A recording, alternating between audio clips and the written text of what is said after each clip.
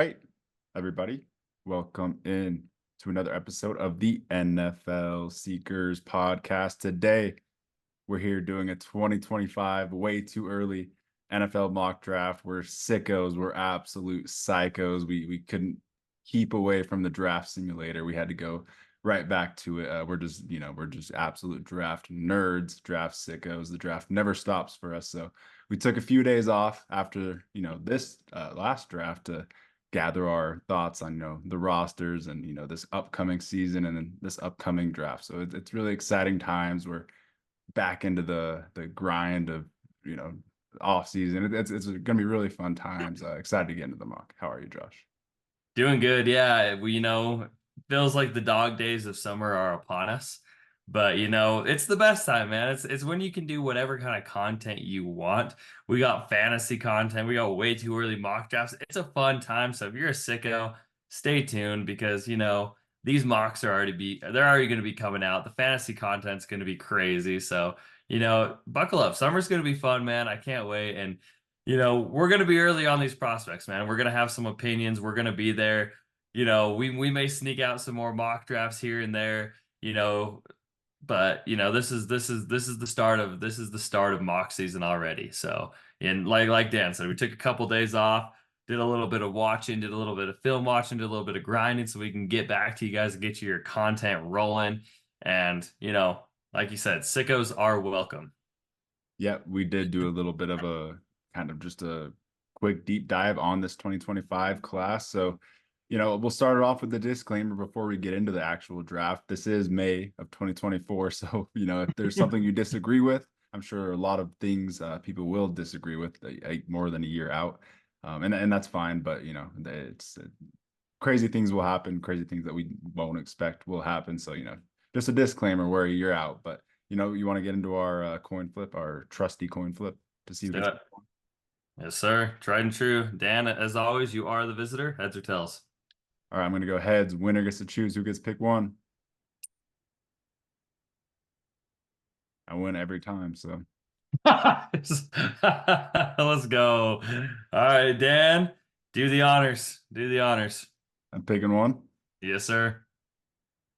All right, I'm going to pick one here for the Carolina Panthers, and I'm happy I got pick one. I'm going to do something bold that I've been doing in my way too early mocks, and it's something that Dane Brugler did as well, and I definitely could see it happening. Everyone has James Pierce going at one to the Panthers, and I'm going to go with Mykel Williams, who's pretty low here on this PFF board. He's at 65 right now, but I think with his just crazy size, speed, traits, and profile, the 6'5", 265-pound build, he's a crazy athlete. He's going to completely kill the combine. If he has a really good breakout season and gets better like he has the last 2 years, I think he's definitely going to help his stock tremendously. And I want to point that out here by going Mykel Williams. He's kind of that Trayvon Walker build. You see that big size. So he's a little bit of a tweener, but I think he could be a good explosive edge rusher. He's played some interior as well. He's kind of just played all over, but I think he's going to be a really, really electric edge. I'm going to call my shot that he might go over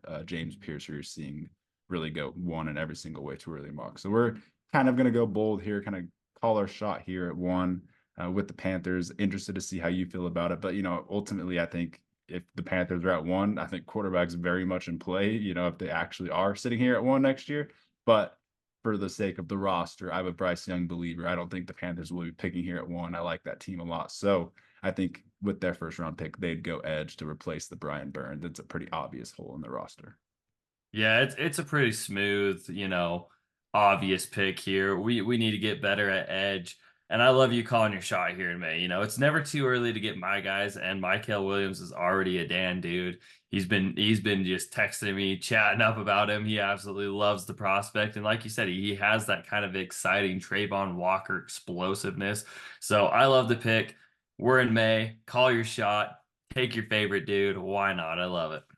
Yeah, a lot of these guys are going to be moving all over. We saw so many fallers from the early draft process last year. It just, this happens every year. There's going to be big risers, big fallers. And I think that Mykel Williams will be a big riser. I'm going to call my shot on that with Dane Brugler. And let's go on to pick 2 for the Patriots. I'm going to be honest, I don't think they're going to be picking here because we're both big Drake May guys, but who do you think the Patriots will go round 1? Well, I just want to first off and say this about this draft class. This is a loaded defensive class. So, where we have 14 consecutive 13 wait, 14 or 13 consecutive offensive players. 14. 14, yeah. 14 consecutive offensive players go. We didn't even have a defensive player until pick 14. So it's crazy. This is a completely different draft class. The defensive talent is off the charts. It's going to be super fun with this defensive class. So it's a totally different class than last year. So I just want to throw that out there. But yes, I will get into pick number 2. And what do you do if you're the Patriots and you just drafted your franchise quarterback? You got to protect him. And that's where we're going to go Will Campbell. He's a big, athletic, smooth moving freak, 6'6", 325 pounds. He didn't give up a sack in 2023, as you see right there. He's got the 82.8 PFF grade. And, you go get him, you go get Drake May as left tackle of the future. You keep him up and healthy. That's the most important thing you can possibly do. I do like how they went and got him 2 young wide receivers this previous draft. So going into 2025, we got to beef up those lines. We got to solidify our left side for Drake May, and Will Campbell's the dude to do it. And he's my, as of right now, offensive tackle 1. Yeah, he should be your offensive tackle 1. 2 seasons at LSU, starting as a freshman and sophomore, just completely stonewall as a left tackle in the SEC. It's really impressive stuff. His film was impressive. I think he will go as OT1. It's kind of like Joe Alt last year. I guess me personally, I always had Joe Alt as the offensive tackle 1. The whole, the way too early drafts, everything, the whole process. I thought he was 1, Olu Fashanu was 2, and I think that's kind of going to be Will Campbell in this process. I think Will Campbell will be that 1. I think he's going to stay that way the whole year because I don't see him having a bad season or dropping off at all. And I think Kelvin Banks, who we'll talk about here, will be that second guy, kind of all process. But love this pick. You're getting, a glaring need. Your starting left tackle as of right now in 2024 is Chuk Okorafor. So it's a big need. Hopefully Drake May makes it alive to draft Will Campbell with Okorafor as his left tackle. So this would be a beautiful, fill. I like you mentioning that they got the receivers. So yeah, I really like the pick. I like the fit, and this is just honestly best player available for me. 100%, yeah. It's the top tackles are pretty damn good. So I think we're gonna have another good tackle class as well. I absolutely, outside of quarterback, I think this draft class is just loaded. But I feel like there's some quarterbacks that are also risers too. So I'm not gonna hate on them. Absolutely. It'll be fun to talk about these quarterbacks. I don't think we either of us see them going, top 5 unless, the Panthers, maybe Titans actually do end up top 3 and their quarterbacks just have disastrous seasons, maybe Broncos. But yeah, I think for now we'll stay away from the quarterbacks. And with pick 3 with the Denver Broncos, I am picking for my team. And this is interesting. The Broncos are not, great. Like I think the Panthers and Patriots will probably finish higher than the Broncos. I think the Broncos will definitely finish top 3. They could get a top 2 pick. I don't love the, overall roster, although I do like what they did in the draft. You could go anywhere here. I'm definitely still thinking about. I think if there was like a Marvin Harrison Jr. on this board, I would take him. I think Travis Hunter, just as a value and just as a prospect, could be worthy of going this high because I just think he's a special athlete and just has special IQ. But with the Denver Broncos, I am going to go a guy that I just mentioned, Kelvin Banks Jr., someone I'm really high on. I watched Dallas Turner tape, Alabama versus Texas, and Kelvin Banks just stonewalled Dallas Turner. Whenever Dallas Turner tried to put a move on him, he just swiped away. He has really good hand movement, really just good technique. He's high IQ. He's played there for freshman and sophomore year, all season like Howard. So I really like Kelvin Banks. He's a big mauler. He's a good mover for how big he is at 6'4", 325. So I love the upside. I think he's kind of like an Olu Fashanu type of prospect. I really like his technique and pass pro set. So yeah, I think Kelvin Banks will be another my guy I'll call my shot on. I absolutely love it. And like you just like the story of the Patriots. You go out and you go get your quarterback, the guy who you believe in can lead your franchise. And next year you go offensive tackle first round. It's you lock it in stone, you solidify that, you keep Bo Nix upright. Kelvin Banks Jr. has super clean feet. I like his aggressive hand movement. And like you said, he's just so clean in pass protection. And another Dan guy, I love it. Call your shot all you want, baby. It's May. And I'm calling my shot on, Texas guys, and Sean Payton loves his Texas guys. Both the Broncos tackles are getting up to close to 30. I'm McGlinchey and Bulls, so I think tackle will be a pretty big priority coming 2025. So I really like that pick. I love the fit. Even if the Broncos don't draft here, I honestly, I don't know. Where do you think the Broncos end up drafting? I think top five lock almost. I could see. I'm gonna put. I say 5 through 10.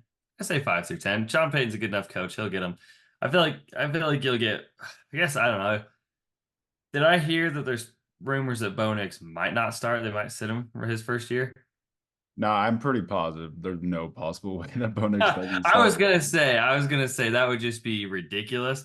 I don't know where I saw that or something, but I just had it in my head. But like, if they didn't roll out with Bo Nix week one, I think they're stupid. I think he's probably the most ready quarterback out of this draft class to go in and start.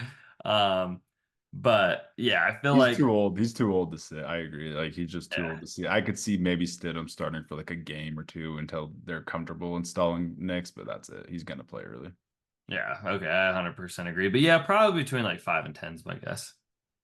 All right. Yeah. I could see maybe another Mickey Mouse run like Sean Payton manufactured for Russell Wilson last year with that win streak. Maybe they'll have another Mickey Mouse win streak that ruins their chances at a blue chip generational prospect like it did last year. But moving on to the Tennessee Titans, what are you gonna pair Will Levis with? They kind of, went all in adding weapons for Will Levis this year. So This is an easy pick. We still got James Pierce Jr. on the board here. This is a double-digit sack type of pass rusher. Right now we get Quinton Bohanna and Harold Landry as our edge rushers. We can definitely upgrade from there. And as you see, a 90.9 PFF grade, 13 sacks. That's the kind of production you like. I like the aggressive hands. I like the footwork. I like the pass. I always say this wrong, repertoire he has. But yeah, this is kind of everyone's consensus right now. I like you calling your shot on Michael Williams, but if James Pierce Jr. Falls here to the Titans, I think it's a no-brainer pick. And I kind of feel like this is where they will be picking. yeah, the Titans would sprint this pick up to the board. You're keeping him in state. It is a little bit odd seeing a Tennessee player, a defensive Tennessee player, going top five. That is very odd. Maybe that's why I have him falling a little bit unconventional. But yeah, I don't know. I love the player. He's got a high floor, and that crazy season last year took a huge step up from 2022. So love the player. I love the size. First of all, 6'5", 242, and he moves the way he does. He's got great bend and agility and movement. He's got that Von Miller, Brian Burns type of bend. So I do love that. I think it's obviously a big need. There's not really many needs on the Titans team. They did a pretty good job this offseason. So yeah, I love the pairing. I love you keeping him in state. It's a steal. You pair that up with Jeffrey Simmons and Trevontre Sweat on the inside, man, and that's you got a stone wall for your defensive line, so that would be absolutely sick. Absolutely. That would be electric to watch with Devondre Sweat just plugging up the middle. But we'll move on to pick five. This is where we're going to start our quarterback conversation because I don't think either of us are big Daniel Jones believers. I don't think really anyone should be. Don't think he's earned that right. But with that being said, we're going to go quarterback. I don't know who your top quarterback is. I mean, I think if you base it off last year, Carson Beck had the best season. He was, just serviceable. He didn't really take too many chances, too many shots, but he's just a good serviceable quarterback. He's safe. But I do think Shedeur Sanders will go here. There's some interesting off the field stuff. Maybe he's not, fully mature. I think that's all it is just maturity issues with him, and he needs to get humbled or something. I don't know if he ever could get humbled, but I think the talent, just watching him, he's really impressive, man. I really think he's an impressive quarterback. I think he's by far the most accurate quarterback in this class. Keep in mind, it's a bad quarterback class. It really is. So when I watch all these guys, Shedeur does stand out because he's a good mover. He's got like an X factor on the field. He makes crazy plays in the fourth quarter when they need him. He'll come through, with a nice dot of a touchdown, a deep throw on the run, accurate as hell downfield. He's very accurate on the run, just a very accurate quarterback in general. And that was really surprising when I watched him. I truly think he's the most accurate quarterback of any of these guys. So I was impressed with Shadur. I think, his dad's his dad is Deion Sanders as well, so that'll help his draft stock. And going to New York, I think Dable will help kind of ring him in. So I like this fit. I like calling our shot on Sanders as QB1. How do you feel about him? I'm on the exact same page right now. I like Carson Beck. I think if it was like the draft was today, I think he'd probably go over. But I think Shadur probably will take another step forward this year. And, he was very, for a guy, you can kind of tout him. He kind of is a running quarterback. No, he's very, very clean in the pocket, and he's got a very good pocket presence, and he's very, very accurate, and he has just an absolute zip on the ball when he delivers it. So, if you go back and you watch, Shadur in the Colorado State game, I thought it was probably one of his best games of his career. It was absolutely incredible to watch. But I mean, just the timing, the accuracy, and the poise within the pocket just really, really impressed me with him. And if he can just take another leap forward this year, I think he will be. I think he will be QB1 if he can just stay consistent. Maybe I'd like to see him beef up his size a little bit more.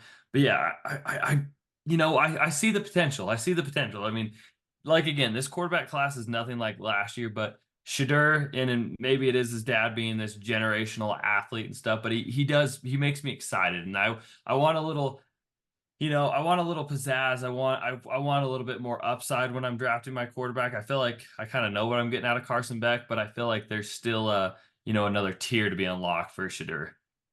Yeah, absolutely. I love the player. I think it would be a really fun fit. I think Malik Neighbors and him would have a lot of fun. They'd have a good connection. Definitely a big upgrade to Daniel Jones. Ultimately, that's the problem is you have Daniel Jones as your quarterback. So we will go quarterback. Could see it being Carson Beck. He could earn that. But with that, let's move on to pick 6 for the Commanders. This should be interesting. Who are you going to give Dan Quinn? Honestly, there's not a lot of holes on the roster. But I'm going to go my best player available on the board here, and I think we can upgrade over Emmanuel Forbes or Benjamin St. Juice, or Michael Davis, as your corner 3, and then they drafted Mike Sanders still, so it's not a weak cornerback room, but I feel like we can really use that true alpha cornerback 1. And Will Johnson, man, he would have been my number 1 cornerback class, whether if he was eligible in this last year's draft class, but I think he's going to be my number 1 in this draft class. And Dan, I'm gonna say it, man. There's Pat Surtain vibes here, man. This guy he's cool, he's calm, he's got the size, he's a big physical presence. He can get in your face. I feel like he can play zone very well. I feel like he can play man. I feel like he's kind of positionless, and any scheme he can fit right into. But yeah, just you know, I saw him in the first couple games, man. Just Pat Surtain vibes, and Pat Surtain's one of the best cornerbacks in the NFL right now, if not the best. So, if I'm seeing a guy with that kind of traits, I want to draft him, and that size too is like almost identical. Yeah, it was like they're built in the same lab. It is a good comp, honestly. It sounds bold, but I have the same comp on him. When you watch him, he has the same movement, that same absolute lockdown feel. He's just a blanket cover corner. I mean, he's got the same size as Sertan. I think he's the best corner prospect since Sertan, and I was incredibly high on both Christian Gonzalez and Devon Witherspoon. But I think Will Johnson's really the best cornerback prospect we've seen since Sertan, and I was incredibly high on Sertan. I called my shot on him being better than J.C. Horn back then, and I think Will Johnson's just right there. They're very similar prospects, honestly, as crazy as it sounds. He could, instantly be a top 10 corner in the NFL. He's gonna have a great season at Michigan. His final season, yeah, I can tell you right now, this whole Michigan defense is gonna absolutely ball out. So I like you calling a shot here. I would have done the same exact thing because I know Dan Quinn would love to have the 6'2" and nice physical, just shut down corner on the outside. Forget about it. So don't think you need to even talk about it too much. The Commanders would be absolutely ecstatic with this one. 100%. It's beautiful pick. Beautiful pick. Beautiful. And then moving on to the Arizona Cardinals, they went Darius Robinson and Marvin Harrison this year. Could go a few directions here. I'm definitely thinking you could add some pieces to that defense. And there is kind of a player at the top of this board that really stands out. you know what, Stores? I Mason Graham really sticks out at the top of this list, but I almost want to be bold and just go Deion Walker because he's just an absolute freak and What's his size again? Deion Walker. He's got the freakish size, right? 6'6", 350, and he moves like freaking Jeffrey Simmons. He's a good pass rusher at 6'6", 350. It's ridiculous. Yeah. Yeah, yeah. Call your shot. I love it. I love it. he flashed a few times on tape when I was watching running backs. He was running running backs down from behind at that size. He's just an absolute literal mutant, kind of like what we called Chris Jenkins from last year. He's that on steroids. So I think Deion Walker is going to be a big, big riser. He's gotten better each year, as you see here. 8 sacks last year with that size. So like I just think that movement with the size, the combination will be too much for teams to pass up on. And I think he could even go higher than Mason Graham, who I think is going to be awesome. I think he's going to have a great season. But I'm just going to call my shot on Deion Walker having a great season, and maybe Gannon falls in love with him, and you pair him with Darius Robinson. It's pretty fun. I'm not gonna complain about that. Yeah, I did, from the previous mock that me and you did, off the podcast. I did watch a little bit more Deion Walker and bro, yeah, this guy, I mean, I wouldn't even be surprised if he's a top three pick come, if he has another if I mean he had 8 sacks. He's not just a one technique, he can play three technique, he can go all over.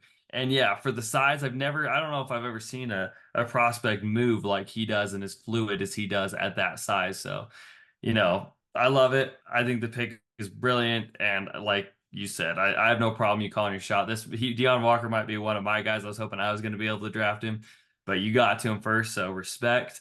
But yeah, I mean, I wouldn't even be surprised if he ends up being top five pick come next April.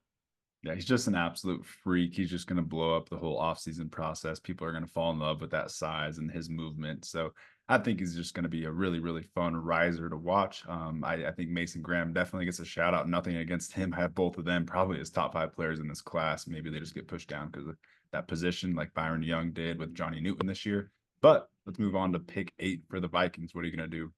We're gonna get Travis Hunter off the board here, man. Just too freakish of an athlete.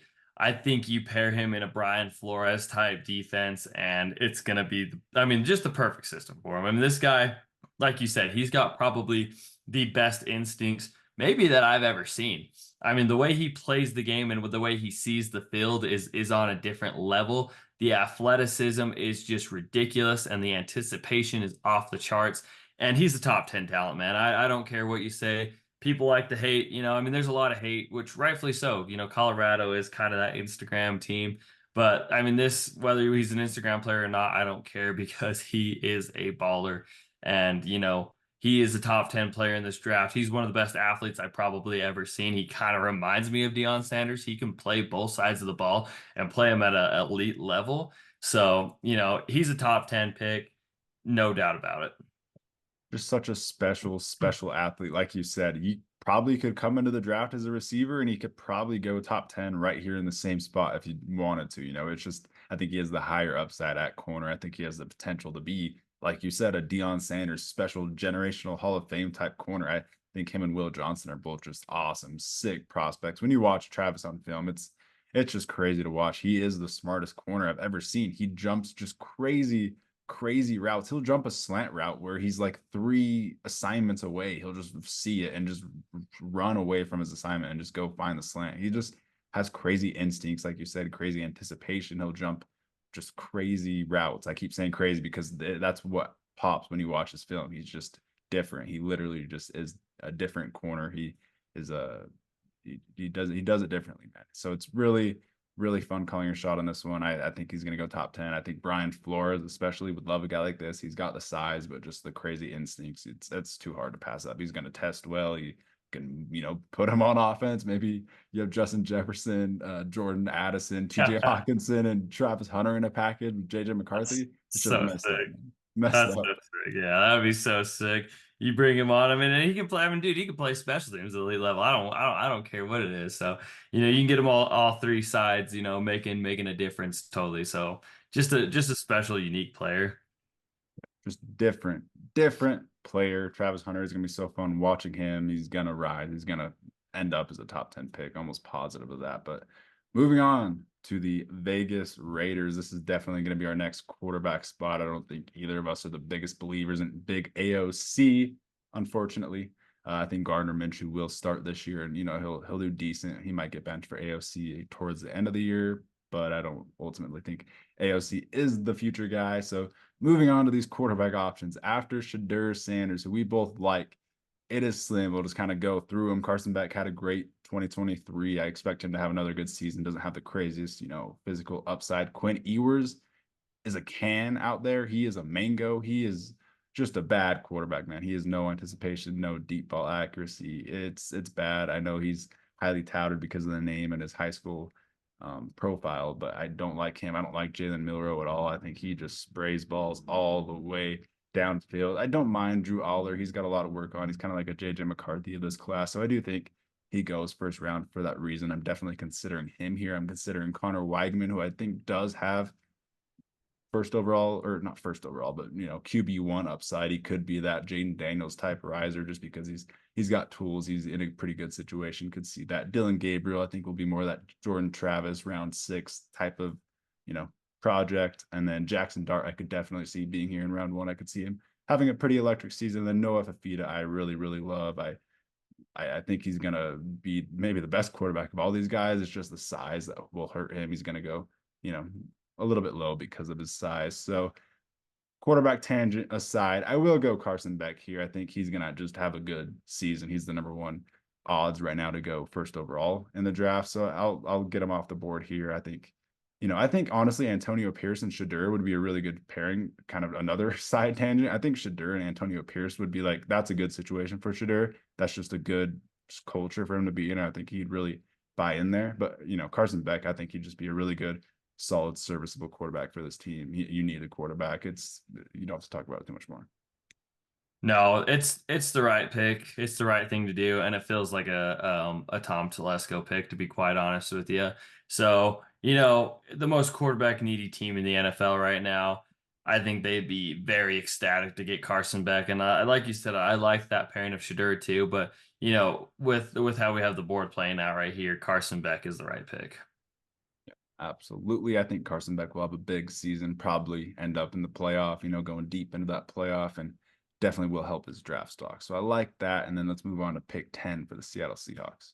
Well, I was gonna do Carson Beck here because I think this is another sneaky, sneaky need for a quarterback here for the Seahawks. I don't know how much longer, we're going in with Geno Smith. So Carson Beck was intriguing there.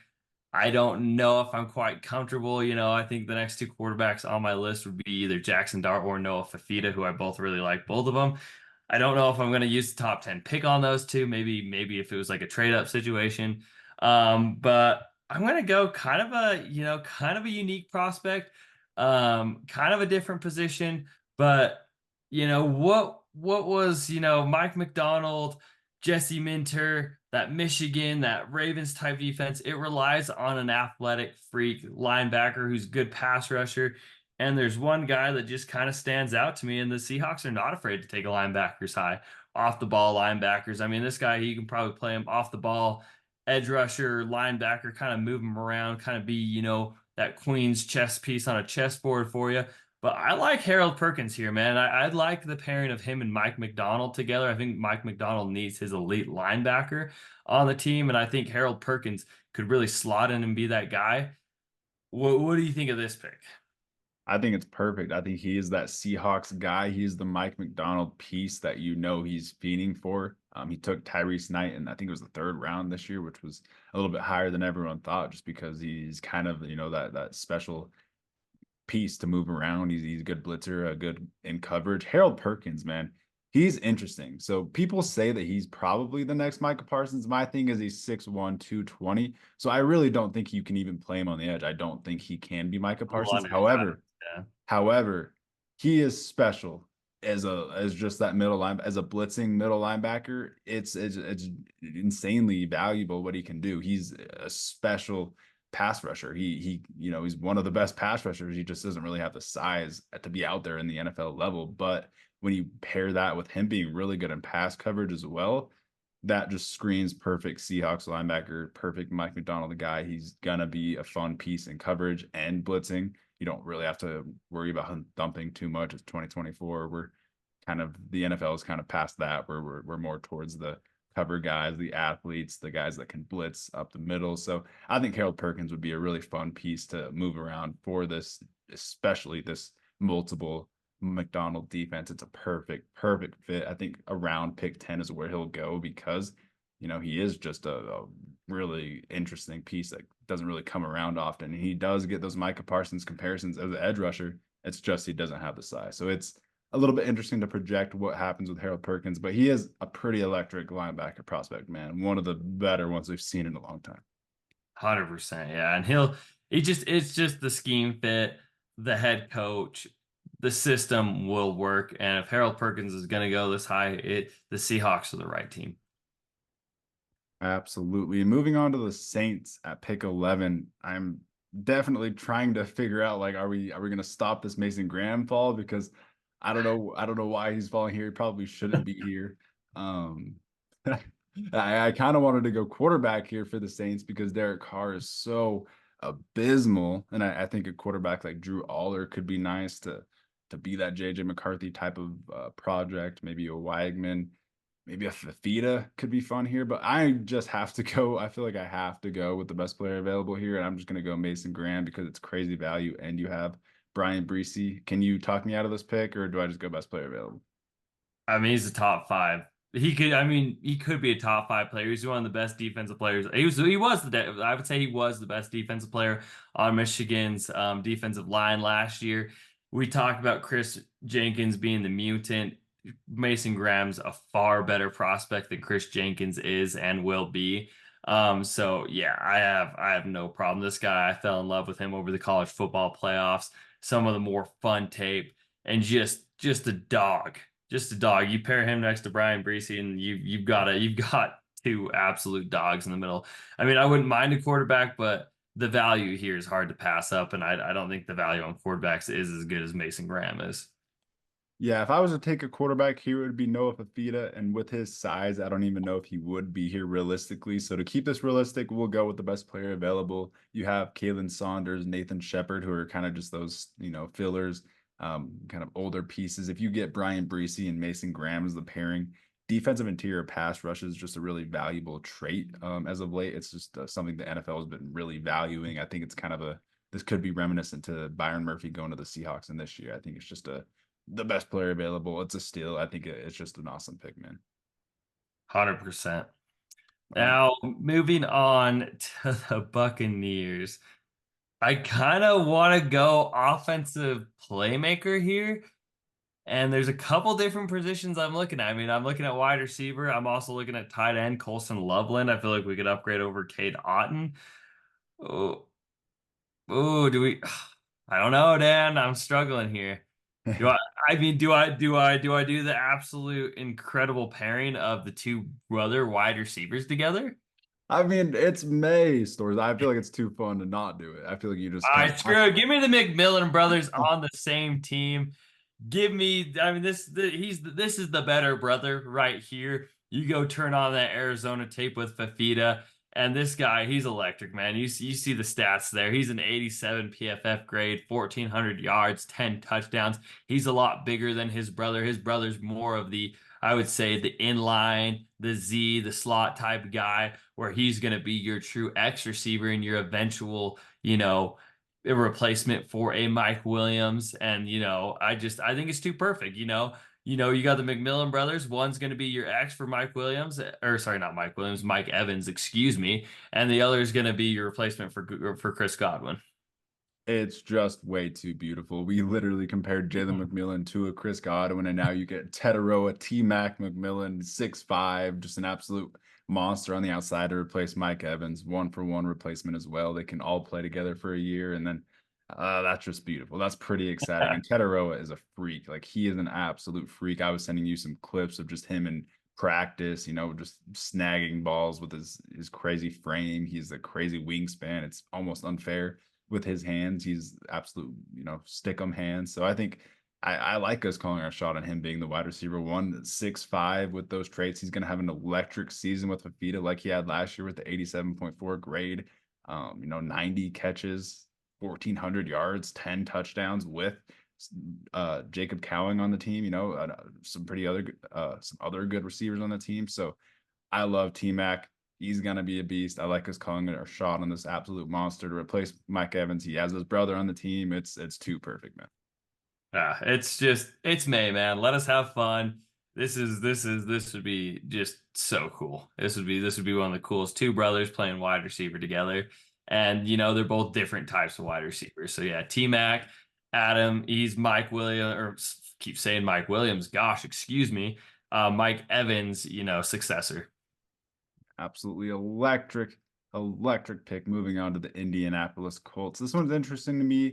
I wanted to give the Colts Brock Bowers badly this year, so I'm definitely thinking about a Colston Loveland. I think that could be really fun. I do want to look at corner. I'm not sold on the Colts corners, and yeah, Benjamin Morrison is on the board. That is the most Colts corner of all time. You keep him in state in Indianapolis. He's got this decent size.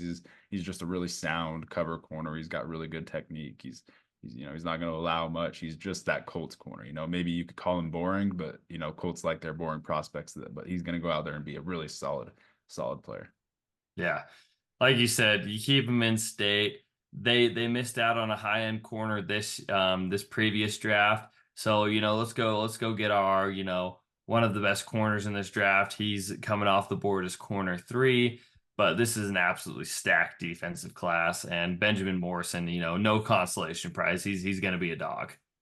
Yeah, our corner three in a stacked class where we absolutely love the top two corners. So that's no slouch at all. We definitely like Benjamin Morrison. You add him to Latu from last year. You get two blue chip defensive players in there. Absolutely love it. You're pairing your secondary with Kenny Moore, who's up there in age. He might not even be on the team by the time Benjamin Morrison is there. And then you've got Juju Brents, Jalen Jones.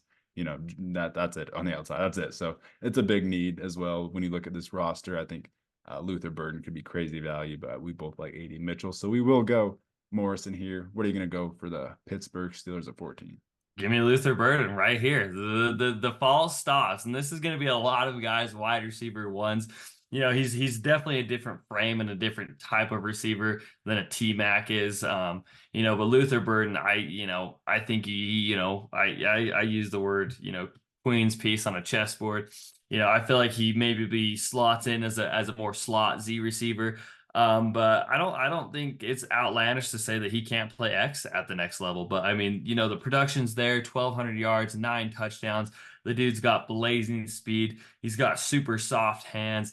And I know he's one of your favorite prospects in this entire draft class. So, Dan, I'm going to give you the floor with Luther Burden.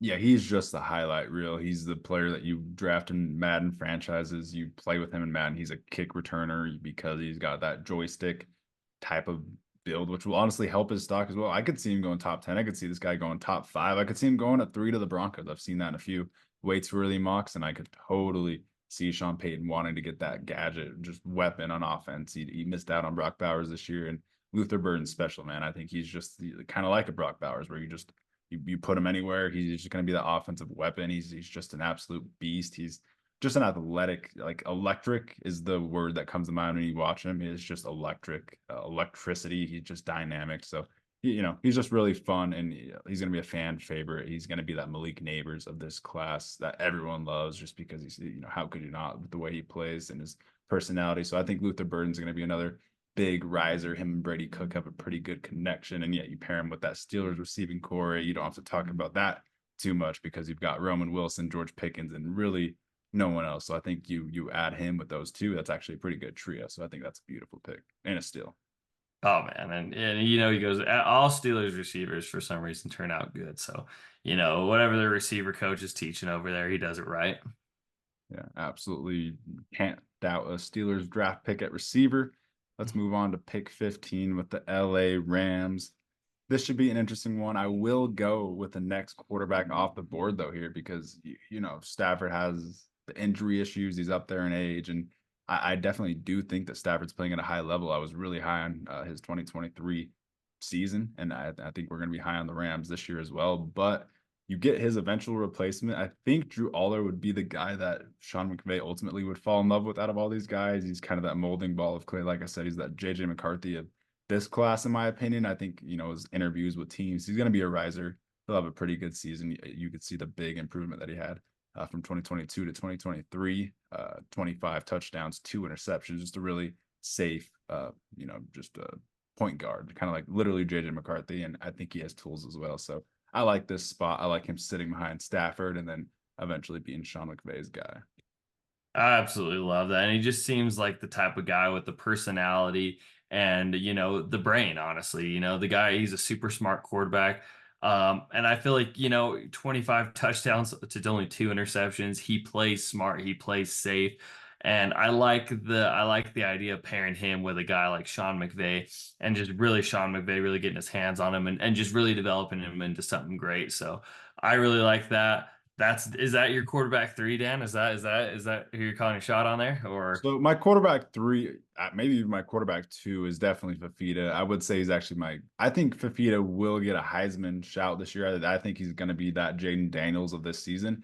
It's just when you look at the measurables, it's almost depressing. He's 5'11", 195. He's like Rey Mysterio out there playing quarterback. So that's the one bad part. I think he's, as a quarterback, maybe even better than Shadur. I think he was definitely better than Shadur last year. So it's a little bit depressing with the size. I think he's going to fall because of it, but he's going to be good wherever he goes. yeah, I 100% agree. He's a hell of a prospect. But I'll move in, and this may be one of the more chalky picks. Takario Davis, cornerback from Arizona. You're giving me a Trent Baalke draft, guy. This is a six. Correct me if I'm wrong, but I think we're 6'4", 205 on the measurables here. He's an absolute monster. Or 6'4", 185. Okay, he's a little bit of a skinny Wiggins, a little slender man. But the size is there, the traits, the instincts, the athleticism, and Trent Baalke, tall, athletic football players. It's chalk to me. It's chalk to me with this one. Yeah, I compare him to like that Tariq Woolen. He's got the size, a little bit skinny, but you can definitely fill himself out. And he has a really good cover corner as well. He's makes good plays on the balls. He is actually in the transfer portal right now. I'm actually looking right now. Um, okay, so it was rumored that he was going to go to Washington, but he's actually coming back. So he will be Arizona. This Arizona team is going to be crazy. They have like It- 5 players that there. we're going to draft in this first round. They're going to be good with Fafita leading them.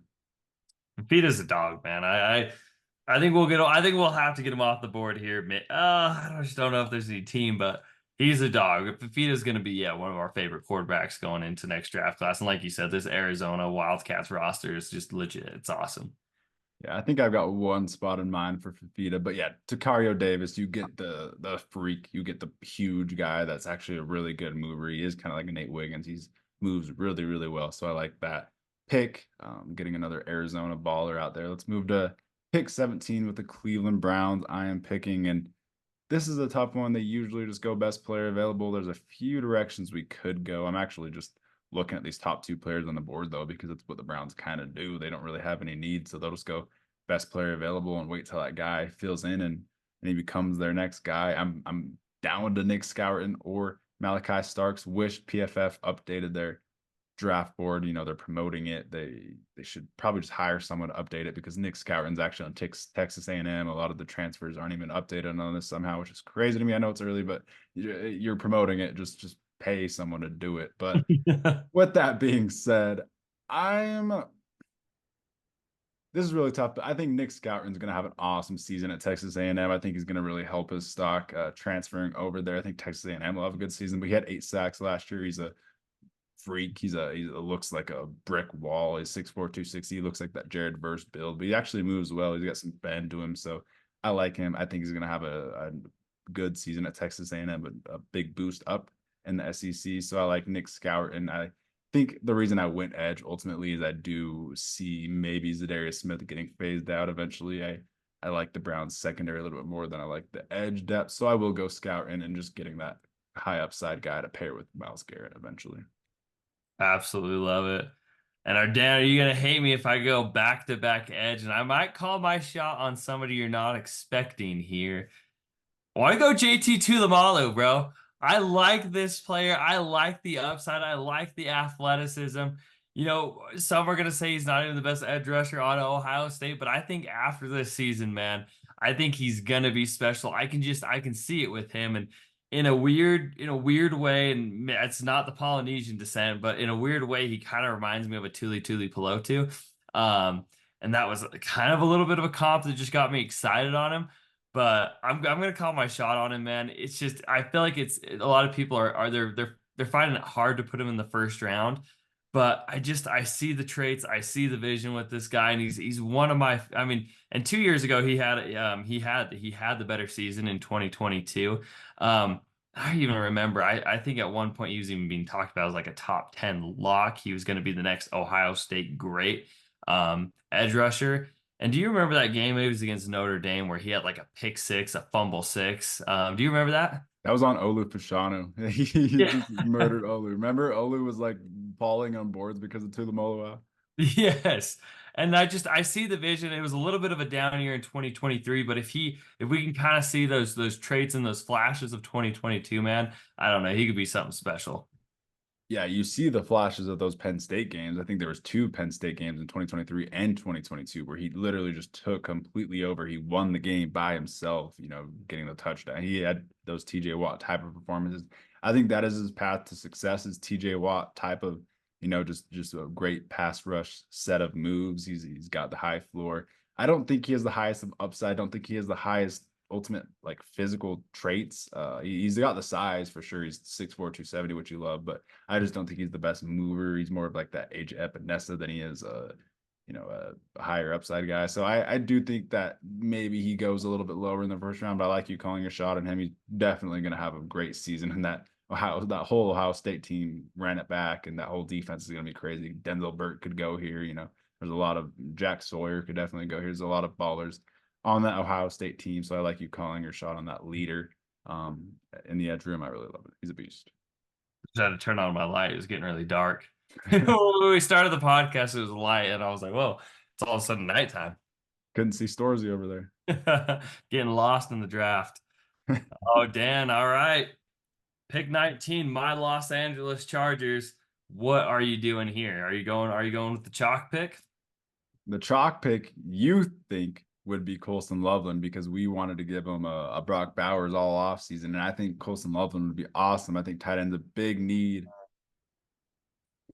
I think I want to call my shot at another chalk pick though, and I'm going to go with Kenneth Grant because I think he's going to really raise his stock. He was probably better than Chris Jenkins as well, and I think he's someone that like honestly, when you watched tape, when I watched the Penn State tape, he ran down both those running backs a few times. He was just he is a crazy athlete for his size as well. He's 6'3", 340. He's just a really good mover. So I think he will rise because of that, those movement skills. He's a little bit better of a pass rusher. He can kind of move around on that defensive line. He can be that piece to move around. So I think the Chargers would really like him. You're cooking with fire on that Chargers defensive line now, adding him with Mentor and the rest of those guys on that defensive line with Cooley and Bosa. Probably not Mac next year, but yeah, that's pretty electric. No, that's a beautiful pick. I honestly, you think you pull a Tom Telesco and you flip a coin, man, and whoever it lands on is who you draft, whether that's Colson Loveland or Kenneth Grant. But I absolutely love that. The Chargers defensive interior definitely is weaker. I mean, you've got I mean, sorry, not Eamon Ogbongbemiga. I don't know why he popped in to my head, but you got Morgan Fox, who is probably not the best Jesse Minter fit. You draft Justin Aboigbe this year. He's not a really high end type of player.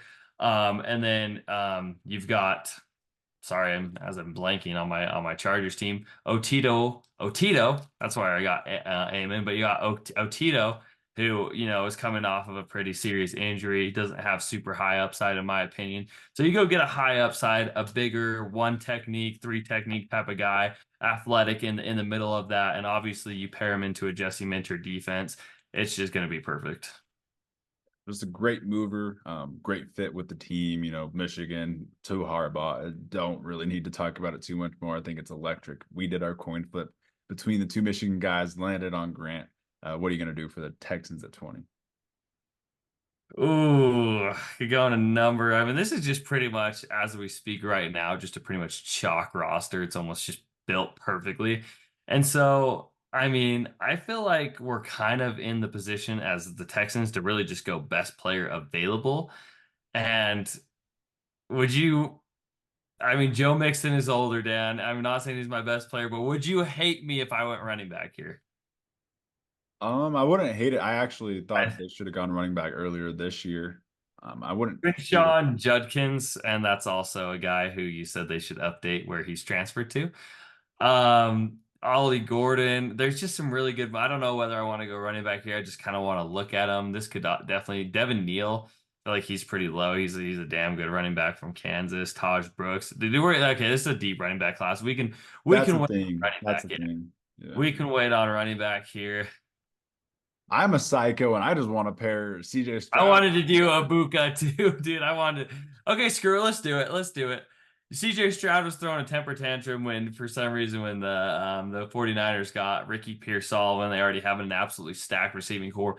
But I'm not a big believer in Stephon Diggs is going to be playing at an elite level for much longer at all. So let's go. Let's go get the Ohio State connection. Let's get a Buka. And again, one of just just gonna he's on the line of the next great Ohio State wide receiver.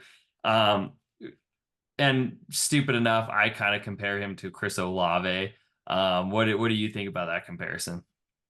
Yeah, I don't mind. I think he's a true slot. Like, I think he's the best true slot in this class.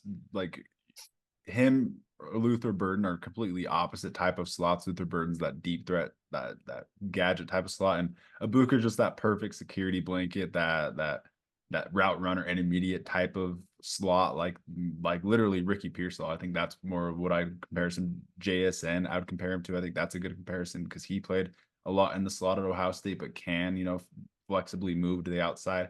I like that. He's got the size to play on the outside, 6'1", 206. It's like Justin Jefferson size. So I think yeah, JSN's a pretty good comp just because he can move inside, outside. He does kind of play like Olave as well because Olave is Just very, the good route running and the yeah. clean hands. And if you saw him when him and CJ Stroud played against Georgia 2 years ago, their connection, man, was beautiful. And just Abuka's route running in that game and the soft hands, he was catching everything. It was damn near perfect. And yeah, like you think they already have that chemistry. They played in one of the, CJ Stroud's best game where I called my shot where I thought he was far and above the best quarterback in that draft class because of that game and that poise. Abuka was the best receiver in that game. Yeah, he's just that security blanket. And so that's a crazy thing to inject into your lineup when you've got that all-star roster already. You're getting a guy that your franchise generational almost quarterback has a chemistry with in the slot. That's a very valuable connection. Like, that Pearsall went first round, Lad McConkey went very early second round because they're those type of receivers that just get open. So I think Ibuka is the best one of those type of receivers in this class. He'll be pushed up because of it. And I think the Texans would be silly not to think about it. I don't think personally that Diggs will be on the team past this year because they voided the contract, so he is a free agent after the season. So I think literally you just insert him in as your wide receiver 3. Nico Collins can be your 1. Tank can move around. That's beautiful stuff. I think that's just a great fun pick. Chalk, baby. Chalk. It You love is. to see it. It really is. In May of 2024, we've got some chalk here for 2025. So stay tuned to the NFL Seekers for some more chalk. But let's move on to pick 21 with the New York Jets. This should be an interesting one. I do want to think about defense. Ooh, Colson Loveland could be nice though because I want to go Colson Loveland. You missed out That's on a good Brock pick. Bowers this year. You need to maybe Aaron Rodgers will have one more season after this 2024 season, and maybe you go all in by getting him Colson Loveland in round 1. I think that'd be just electric. You missed Brock Bowers, but Colson Loveland's no slouch. He's like a Dalton Kincaid type of prospect, just a really good receiver. He can block. He's very smooth as a receiver. I love him.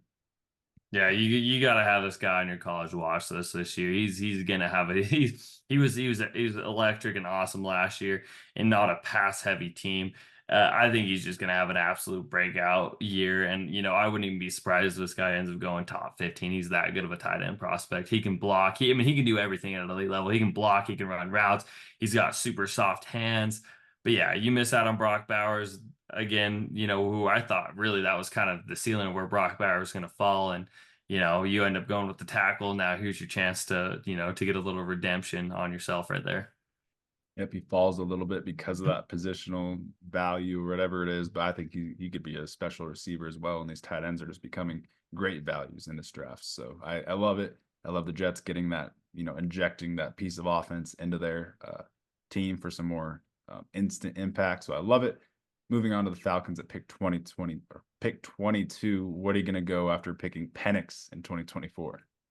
We're going to go with the position that we should have gone in 2024. We're going to go edge rusher. We're going to go Jack Sawyer from Ohio State.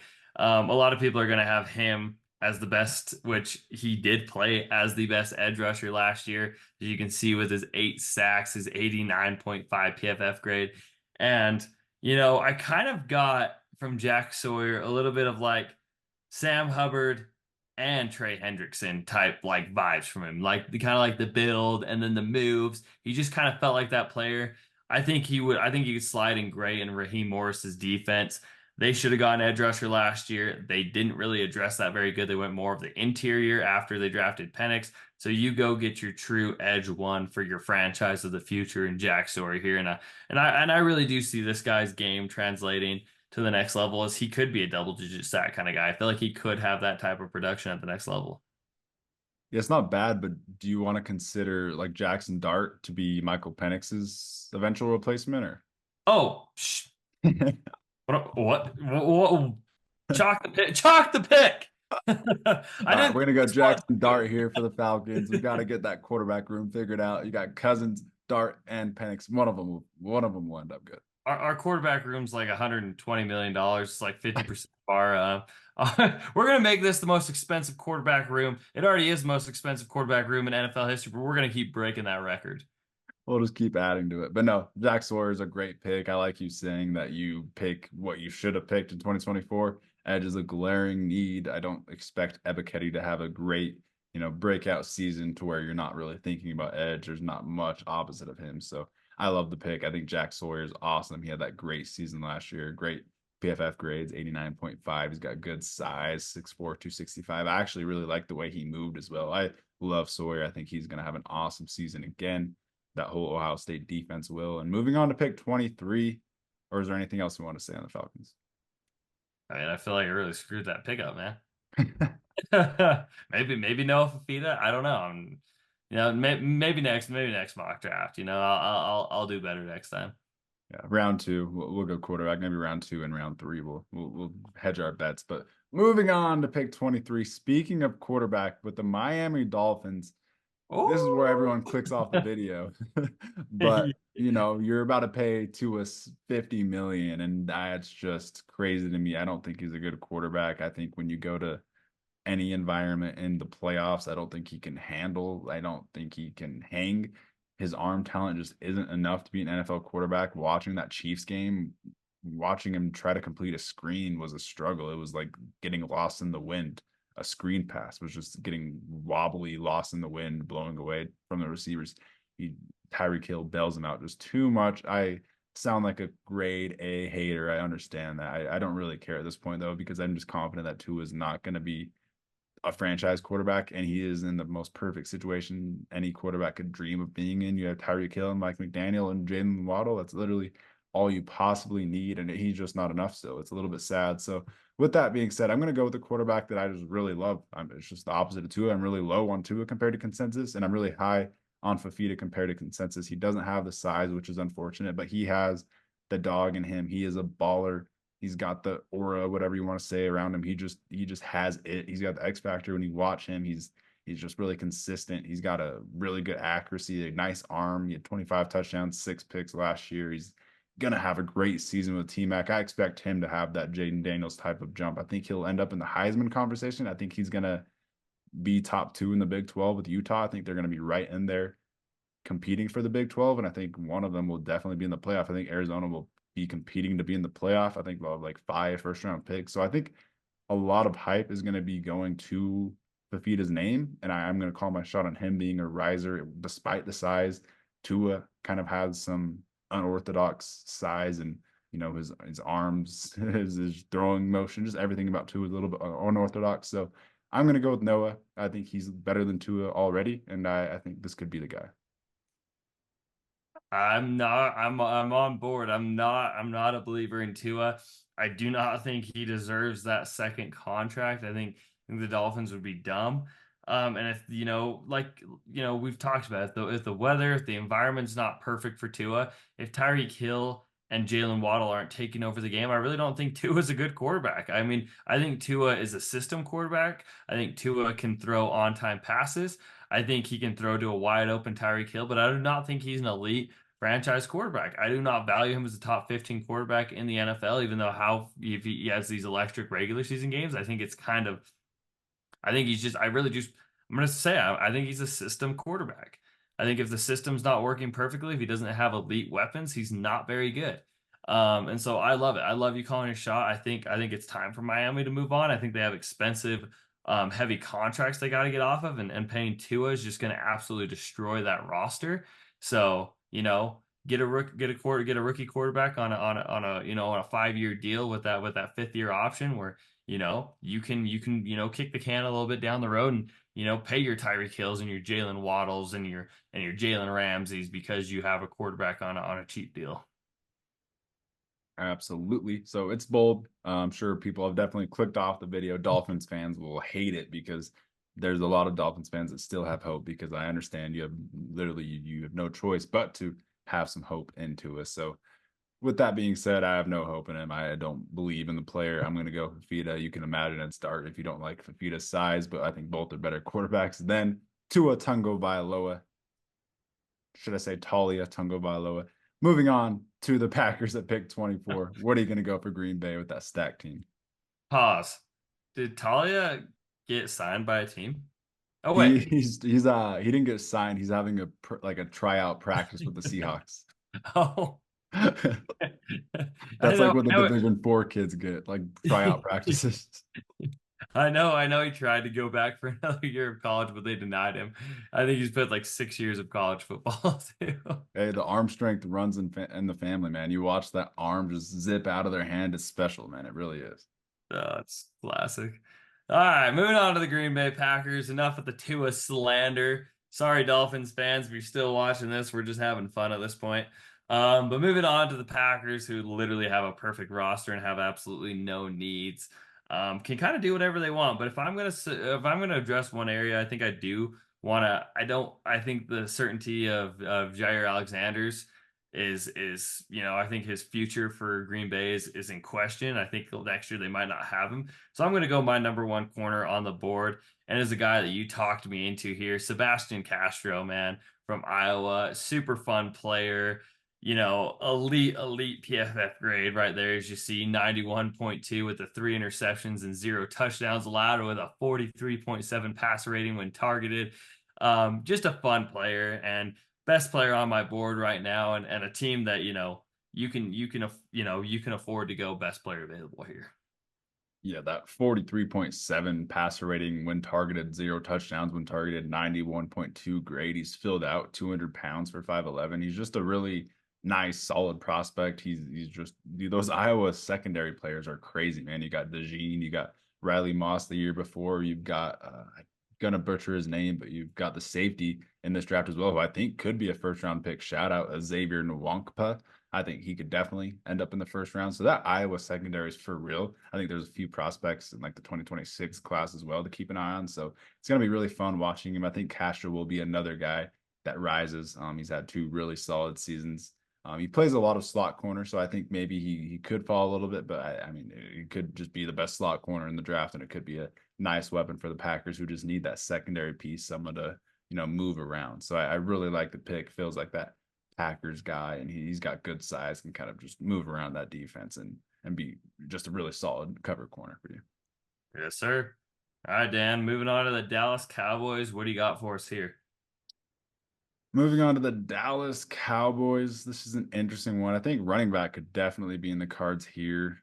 I mean, I guess they kind of showed in this 2024 draft. They don't care about running back that much, though. I think Quinshon Judkins would be awesome here. But let's look at the receivers. Let's see who are the best receivers on the board. Evan Stewart would be fun. He's going over to Oregon. PFF hasn't updated that one as well. I think Trey Harris has a great year. He's a freak. But let's go Isaiah Bond, who transferred to Texas. PFF hasn't updated this one as well. But let's go with Isaiah Bond. I think this one will be really fun. He kind of just is a AD Mitchell. Like I think he's literally AD Mitchell, who transferred from Georgia to Texas. And I think he's going to be that. He's replacing the roles of Xavier Worthy and AD Mitchell. So I think he's going to have a really good season over there at Texas. As bad as Ewers is, he's going to be completely feeding him. So I like the season last year at Alabama. I think he'll be even better this year. He'll have a nice jump. So I like the calling the shot on him rising a little bit, going he's a little bit lower on consensus right now, but I think he's someone that will be pretty solid, and he's a good route runner, and you can, good pluck ability up in the air. He's got that go up and get it to him. He really is kind of like AD Mitchell to me. So I like going the Texas receiver, Isaiah Bond, keeping him in state. I absolutely love that. One of my favorite players to turn on the tape and watch, man. I think you hit the nail on the head. He's kind of like that CD Lamb, AD Mitchell type of body type, that smooth, receiver that can really run the full route tree. A little bit underwhelming in the stat line, but I think he's due for a big season here at Texas, even with a horrible quarterback in Quinn Ewers. Yeah, he's definitely due for a big season. He is their guy there. So really excited to watch him and the rest of that Texas offense, honestly. But we'll go Isaiah Bond, keep him in state. What are you going to go for the division rival Eagles at 26? I think we got to prepare for life after Lane Johnson eventually. So, I'm gonna go offensive tackle here, and I'm gonna go Emory Jones, another tackle from LSU. Another guy with a very high upside. I don't feel like we've seen him hit his upside. He allowed 2 sacks this year. I think he's gonna take another step forward. I don't even think he'll allow a sack this year. Super clean feet. The punch and the power in the hands are really there. There's a little bit of stuff to clean up, but I think the Eagles can afford to, if they really want, sit him for a year and then eventually be the successor of a Lane Johnson. Yeah, very high upside. I think he's got crazy upside. He's opposite of Howard, so that LSU offensive line is going to get a lot of hype this year. I think he'll be a big riser. I could see him going like borderline top 10, top 15. I could see him being a big riser because he does have the upside. He's got a really nice build, 6'6", 315. He's a really nice mover. He's a right tackle, so that's why we have, pushed down a little bit. But I do think this would be the perfect Lane Johnson replacement. He's played a decent amount of snaps in the SEC at right tackle. You sit him behind Lane Johnson until you're ready for Emory Jones, until he fully develops. I think that's just a beautiful Eagles type of pick. It's just an Eagles pick. Don't even need to really explain it. Not at all. Now, our Detroit Lions, Dan. What's the Dan Campbell, Danny Aker team gonna do here? Dan's gonna give Dan Campbell his dude. No, I'm kidding. I still don't even really know what I want to do here because I think you added a lot to the secondary. I don't mind the edges. I kind of want to add an edge here, but I think I am going to go receiver. I think receiver's a pretty big need. You add Josh Reynolds, you haven't really added any other, or sorry, you lose Josh Reynolds, you haven't really added anyone. It's just really Jameson Williams and obviously Amon-Ra in the slot. So let's go someone that can play on the outside between Evan Stewart and Trey Harris here. But Trey Harris, crazy build, 6'2", 205, but great season last year. 8 touchdowns, 10 touchdowns a year before. I think him and Jackson Dart have a really like special connection though, and I think he'll have a big jump up here in 2024. He had an 88.6 red last year, 986 yards. I love it. I love the player. I think the AJ Brown, DK Metcalf mold, the bigger outside receivers from Ole Miss. You usually pretty good bets. Goes up and he plucks it out of the sky, man. And I think he bailed out Jackson Dart a lot with some pretty miraculous catches. But yeah, I mean he just goes up there and he picks an apple from a tree, man, with that football. I mean he's got strong hands. He's also kind of got that burner type, once he gets the ball in his hands, like that, like weirdly fast AJ Brown type speed over the top. So when he gets going, he really gets going fast. But that's a fun pick, and that's a tough dude. That's a Dan Campbell type of pick right there. I love it. Yeah, he'll want that physical receiver on the outside. And I think, if the Lions don't win a Super Bowl, I think they're gonna need some offensive impact that will push them over the top because I don't even know what really could push them over the top at this point. I think attacking the secondary was pivotal for them to make that run. So if they don't win a Super Bowl here in 2024, I think you just got to attack those weapons again. And you just paid Jared Goff. So I like that pick. Moving on to the Bengals at 28. What are you thinking here? Hey, yo, shout out Jared Goff, the second highest paid quarterback in the NFL, baby. Between Jared Goff, Amon-Ra St. Brown, and Penei Sewell, man, all three of them have just recently gotten paydays. So I think they're like one of the most expensive rosters now in the NFL. It's one of the most expensive offenses. So shout out the Lions players, man, getting paid, getting those bags. Shout out the Lions GMs for drafting Amon-Ra and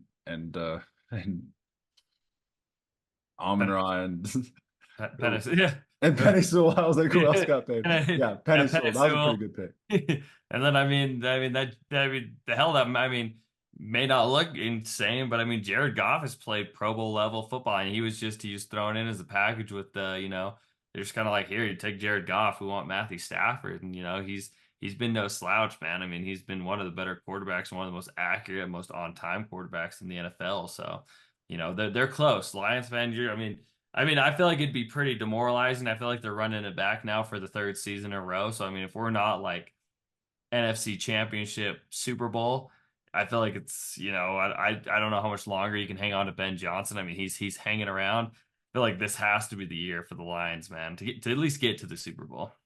Yeah. Shout out to Brad Holmes. Ultimately, just a great job that he's done. He's had some franchise altering drafts the last few drafts. But let's move on to the Bengals here at 28. Yeah, and again, a team that I really would like to see high elite and tight end play. I know they did draft a tight end in this last year's draft class, but Mitchell Evans, tight end from Notre Dame here, man. It's too intriguing. He's no slouch for consolation prize after Colson Loveland here. I think he's going to have an incredible season. A guy that can really do both at an elite level from a blocking standpoint and a route running standpoint. But I would love to protect Joey B and get him a really good safety net blanket at tight end. Absolutely love it. You can't argue with it. It's a pretty big need for the Bengals. I think they're looking for that reliable receiving tight end for Burrow. He's a badass as well. Mitchell Evans had a one-handed catch against Ohio State that was like a Pearsall type catch where he just snagged it over the middle, got absolutely laid out and held onto it. So I think he's a really fun athlete. He's a fun player, reliable hands. I think he's going to have a big jump up this year. I love it. I love the pick. Love the fit. Do you think that they could go Quinshon Judkins here? Maybe go running back if Zach Moss is a bad season? 100%. I do like Zach Moss a lot, and I don't hate how Chase Brown came in and played towards the end. But I mean, again, we have not had a running back come off the board. I feel like I'm waiting until the second round to really address that if the board plays out this way. Yeah, it's like a double-edged sword because we love all these running backs so much. We have a few of them, probably first-round grades on them, but we love them so much that it's like, why would these teams even take them? Because there's so many good ones. Just wait a little Right. bit. So that's why they're falling here. So I love the pick of Mitchell Evans. He's awesome. I think he will rise and have a great season. So I like you calling your shot on that one.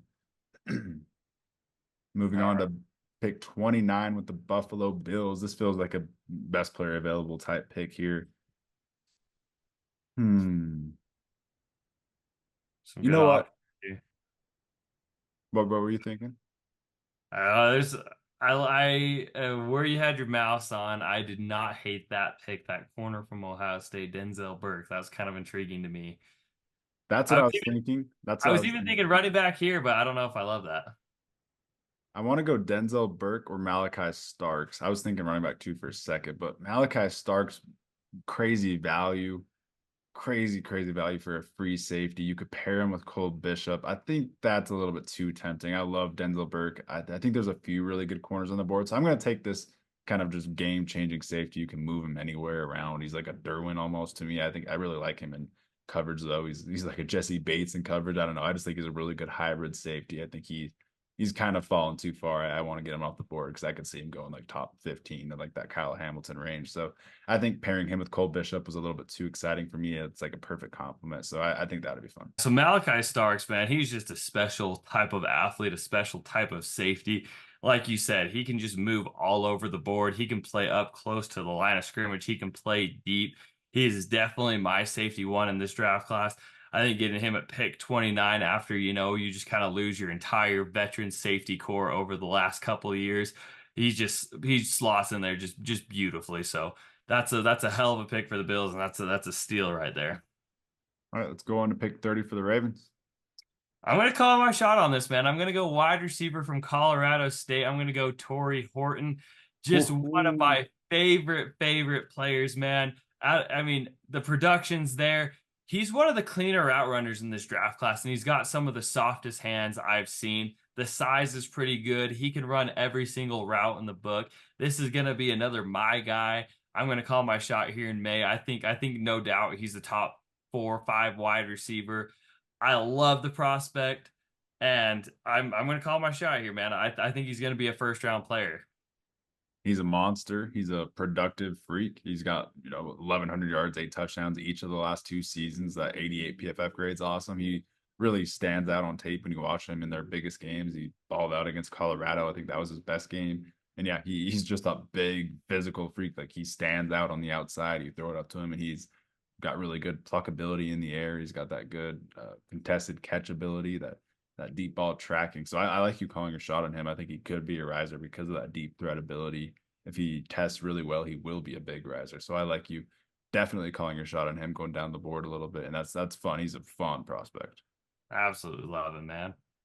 And when you like add him to that receiver room, he definitely fits Zay Flowers well. He fits, Bateman well. That's a good fit to that receiver room.